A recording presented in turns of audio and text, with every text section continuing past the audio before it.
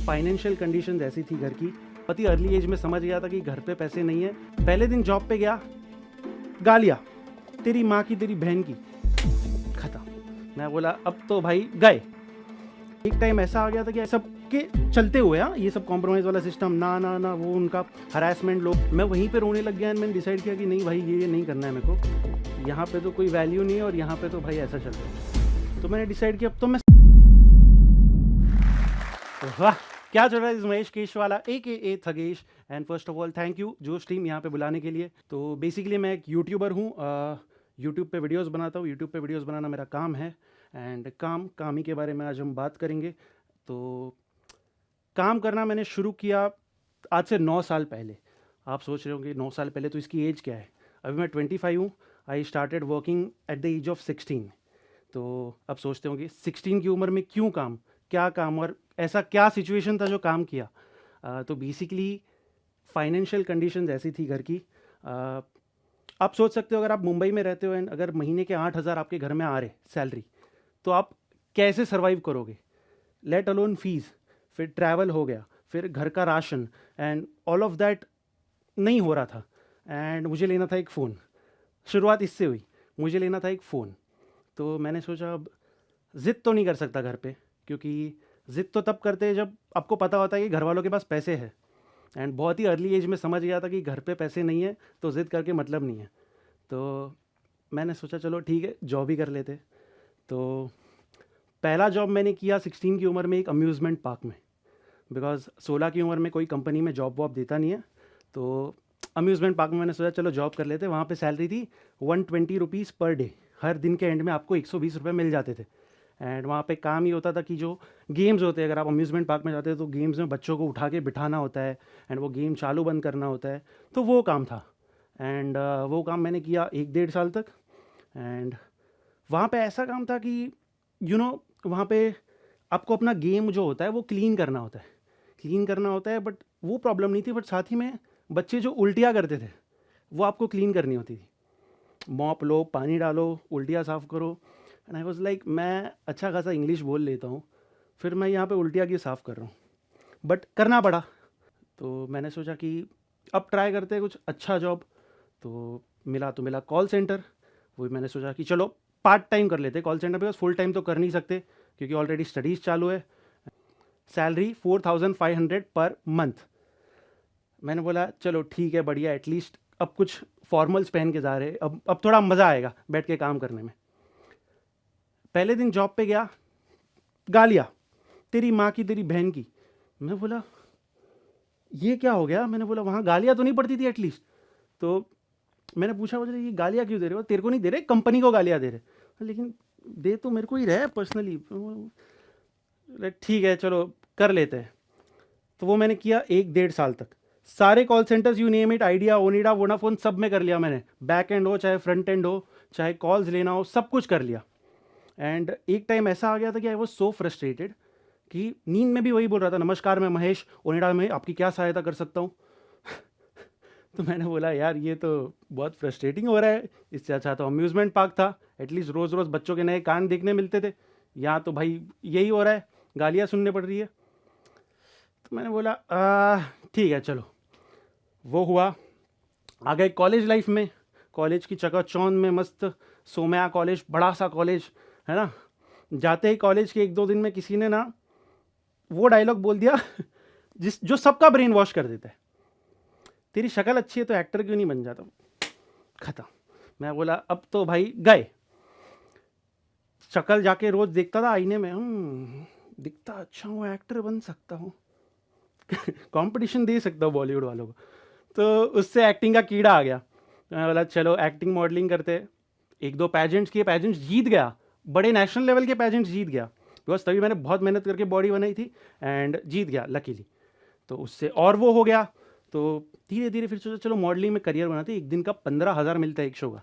मैंने बोला 15,000 मतलब भाई, वहाँ पे मैं महीना भर करता था 4.5 मिलते थे, यहाँ पे 15,000 एक दिन के मिल रहे हैं। बोला यही करना है मेरे को। तो बोला फुल टाइम थाने से अंधेरी आता था। थाने से अंधेरी बहुत बड़ी चीज़ होती है हमारे लिए। और थाने से अंधेरी कैसे पता है, पहले ऑटो, बस, लोकल ट्रेन, फिर मेट्रो से अंधेरी, फिर वहाँ से रिक्शा, मतलब सब हो जाते थे पब्लिक ट्रांसपोर्ट एक दिन में। वहाँ जाता था, 4 सेकंड में बोलते थे हम कॉल करेंगे, फिर थाने आना, 4 सेकंड के लिए वहाँ पे जाता था। मैंने बोला यार ये तो 200 रुपये चले गए यार, दिक्कत वही होती थी बड़ी, 200 रुपये चले गए मेरे दिन के। तो गया मॉडलिंग, फिर भी चलो बड़े बड़े शोज़ किए, ऐसा नहीं कि एकदम नल्ला फ्लॉप मॉडल था। पुणे फैशन वीक किया, लैक्मे फैशन वीक किया, बड़े बड़े शोज़ किए मैंने। बट फिर जैसे जैसे मॉडलिंग इंडस्ट्री में गया ना, ऐसी ऐसी चीज़ें पता लगी ना, आय हाय हाय।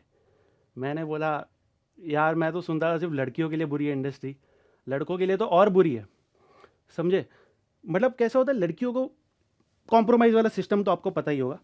तो बेसिकली लड़कियों को बोलने से पहले कोई भी सोचता है कि अगर लड़की को बोल दिया ना ये तो तमाशा कर देगी, ये पब्लिक में कर देगी। लड़के को बोला ना, लड़का कुछ नहीं बोलता है। लड़का कभी कुछ नहीं बोला, लड़का इज़ लाइक ठीक है मेरे को सर्वाइव करना है इंडस्ट्री में, मैं भाई कुछ नहीं बोलूँगा। तो मैं भी वैसा ही था, कुछ नहीं बोलता था, ना ना ना बोल के जितने हो सके सब शोज़ किए। एंड फिर एक ऐसा फेज़ आ गया ना कि बहुत ज़्यादा परेशान हो गया था। फिर मैंने एक पैजेंट किया, ये सब के चलते हुए, हाँ ये सब कॉम्प्रोमाइज़ वाला सिस्टम, ना ना ना वो उनका हरासमेंट, लोगों का पिक्स मांगना, आपके शर्टलेस पिक्स दो, ये बोला क्यों भाई शर्टलेस पिक्स क्यों, तो ऐसे ही देख लेना पिक्स। तो फिर मैंने एक पैजेंट किया, मिस्टर एंड मिस सो नाम नहीं लूँगा, पंगा हो जाएगा। तो वो पैजेंट में मैं गया, काफ़ी बड़ा पैजेंट था। पैजेंट शुरू होने को 6 घंटे बाकी थे, हम लोग सारे बैक स्टेज बैठे थे, 20-20 लोग थे, 20 लड़कियां थी, 20 लड़के थे।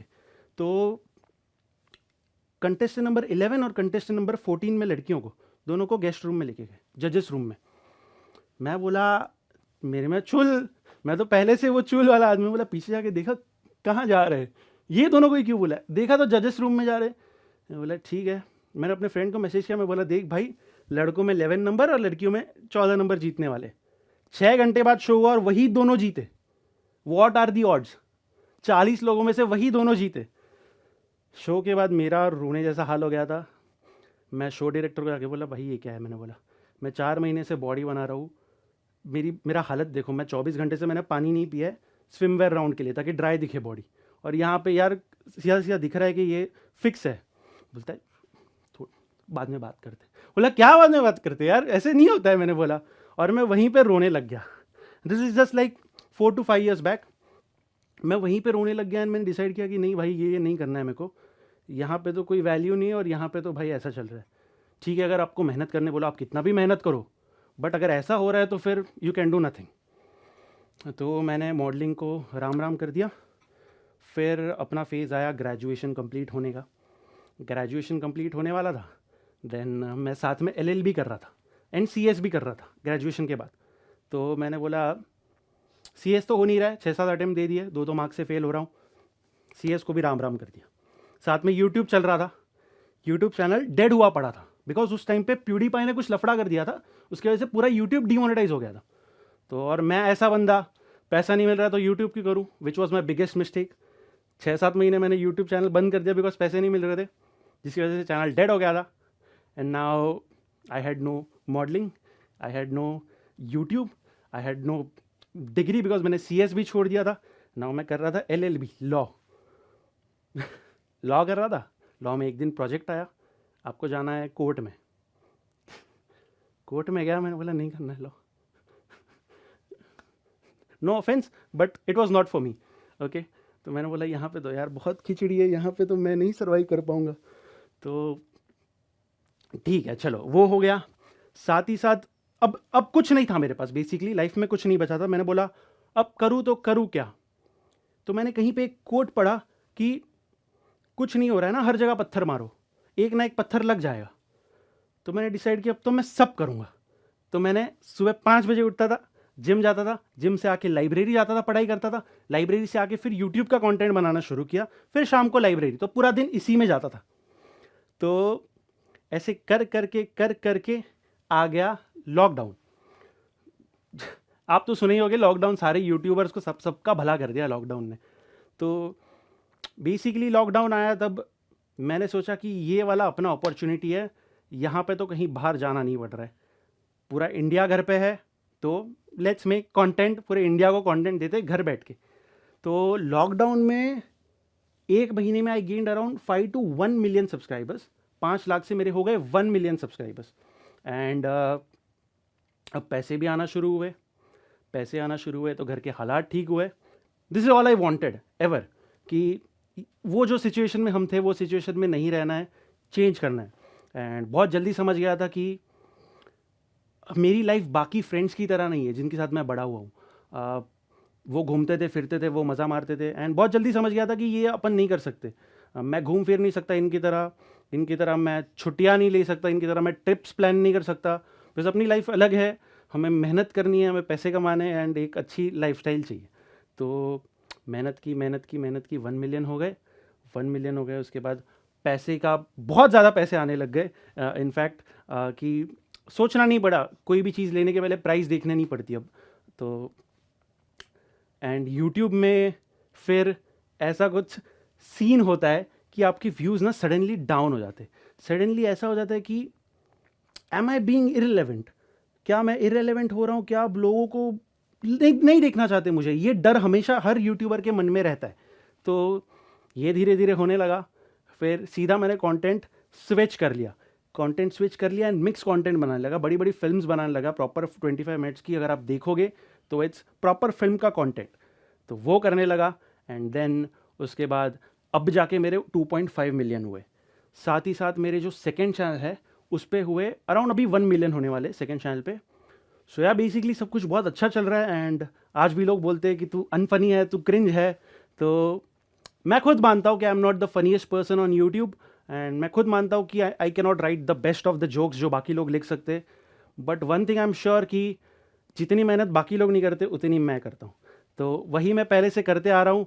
एंड जैसा कि मैंने बोला, I am not talented but hard work always beats talent if talent doesn't work hard. मैं इसमें मानता हूँ and I am not talented but I am hard working. तो यस, तो उस टाइम पे काम कर रहा था, इस टाइम पे भी दिन का 12 घंटा काम करता हूँ। बट फ़र्क यही है कि अभी मैं खुद के लिए काम कर रहा हूँ।